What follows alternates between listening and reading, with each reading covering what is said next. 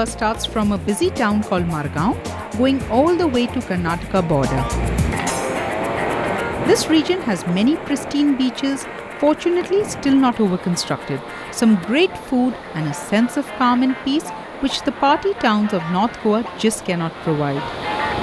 So if you're looking for peace and quiet, stunning views of the sea and the rolling Western Ghats, you need to head for the south of Goa.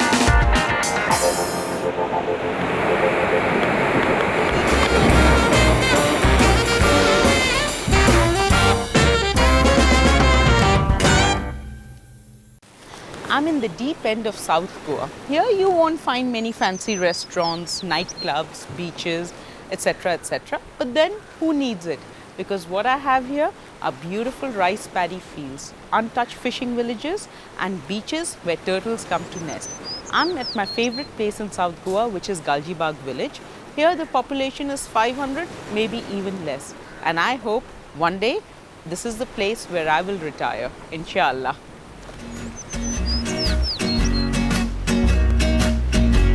Like many villages in South Goa, the population of Galji Bagh consists mainly of Hindus and Catholics. On the left side of the church, you have the Catholics, and on the right, the Hindu settlement. These villages are more or less self-sufficient. They have the sea providing them with the fish, rice is husked from the paddy fields, jackfruit trees, their favorite vegetable, and coconut trees, giving them oil, fruit, and most important, the toddy. The villagers lead a fairly quiet life, except the children, of course. But then comes the Saturday market and everything changes. Not far from Galji Bagh, Patnam, Agonda and Palolem beach is Kankona, the local hub where you can stock up on all your provisions. Shopping is just an excuse. This is a day when marriages are fixed, deals are done and everyone gets updated in the local gossip. How exciting! My favorite place is the fish market. It stinks like hell, but then that is a small price to pay for buying absolutely fresh seafood. In the early days, you would never find crab or lobster or anything too fancy. But now with all the tourists coming in, restaurants opening in Palolem and Agonda, you will have your choice of fish and seafood.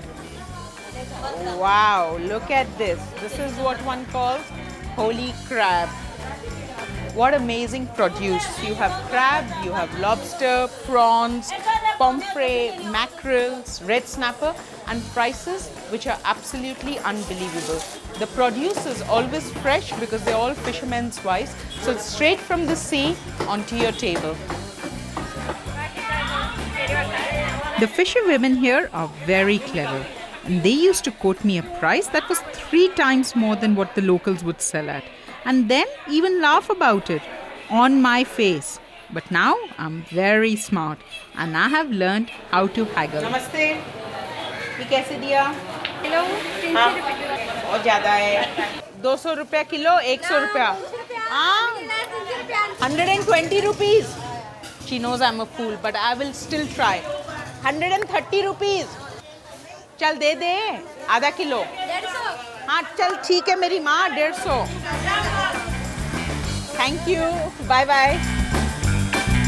So I have just bought half a kilo of prawn. On a general stage, you would have given me a handful of clams. Just the way when you buy vegetables, you get some dhania and mirchi free of cost. Here you get clams. But today I have a prawn curry to get cooked, so I'm not going to sit and argue. I'm lazy when I'm in Goa and try not to cook as far as possible. But then why should I? When I have this amazing cook as a neighbor who is more than happy to prepare some fantastic local food for me as long as I give her the ingredients. आई नमस्ते. नमस्ते दीदी. कैसे हैं आप? ठीक है दीदी. ये सुंगर लाया. बाबा नमस्ते. ये सुंगर लाया सुंगर कड़ी के लिए. ठीक है?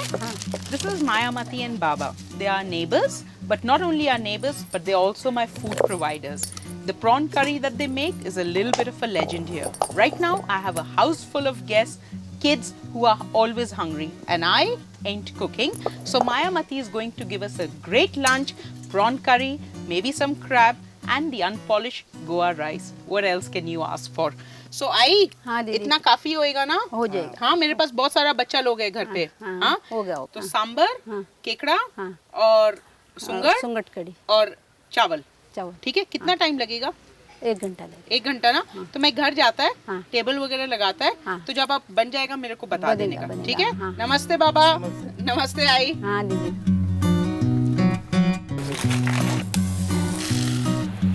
The masala is fairly simple. Coriander seeds, turmeric, dry red chili and kokum ground together. Kokum is a staple ingredient in all Goan Hindu homes. It is dried and used as a flavoring in many of their curries. Now add the grated coconut, then the onions and garlic, and keep grinding it into a nice thick paste, not too smooth. In spite of having gas in our house, Mayawati still prefers to cook over wood. According to Baba, this is what gives it the real taste. Heat some coconut oil, fry the chopped onion and fresh green chilies. Then add the paste.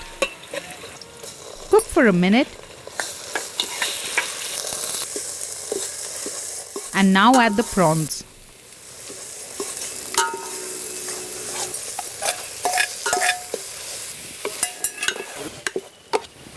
The recipe here looks very simple, but whenever I make it, it never turns out as good as hers.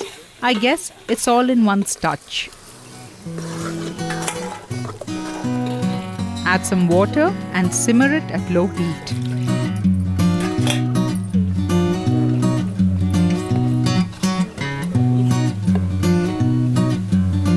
A few minutes before the curry is ready, add some fresh tomatoes, season with salt and serve with rice.